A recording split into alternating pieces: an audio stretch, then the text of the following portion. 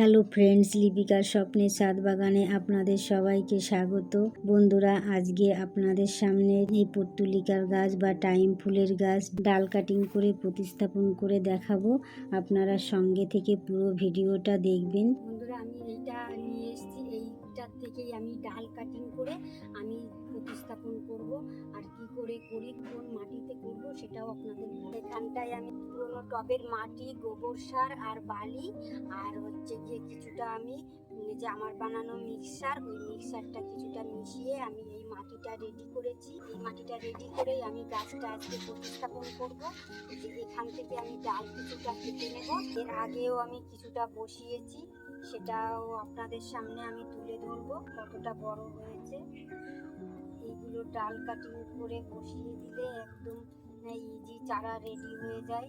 একটা দুটো ডাল হলেই বাগানকে পুরো ভর্তি করে দেওয়া যায়। কিছুদিন পর পর আবার ডগাগুলো কেটে নেবেন, কেটে নিয়ে আবার বসিয়ে দেবেন, দেখবেন বাগান আপনার ভর্তি হয়ে গেছে।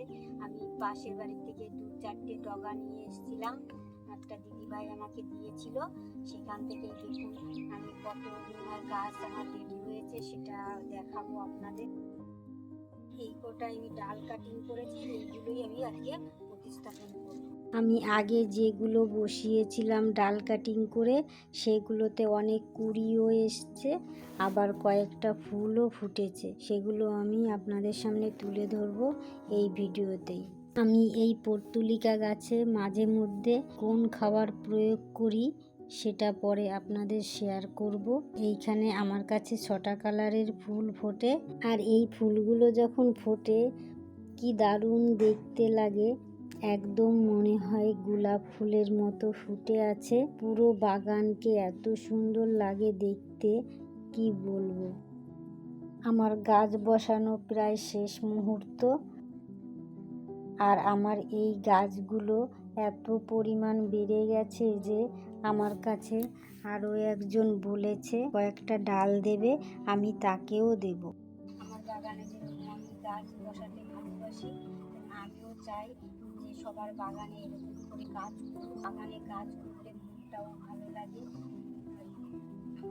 ফল, সবজি সব এরকম করে আপনারাও বসাতে পারেন। আমার এই গাছ সব বসানো হয়ে গেছে। এবার আমি দেখাবো, চলুন। আমার আগে যেগুলো আমি বসিয়েছি সেগুলো কিছুদিন আগে আমি এইগুলো বসিয়েছিলাম, সেই গাছগুলো দেখুন কত সুন্দর হেলদি হয়েছে এবং কুঁড়ি আসতেও শুরু করেছে। এই দেখুন, এই কুঁড়ি এসছে এইসব গাছে, প্রত্যেকটা গাছে দেখুন কুঁড়ি এসে গেছে।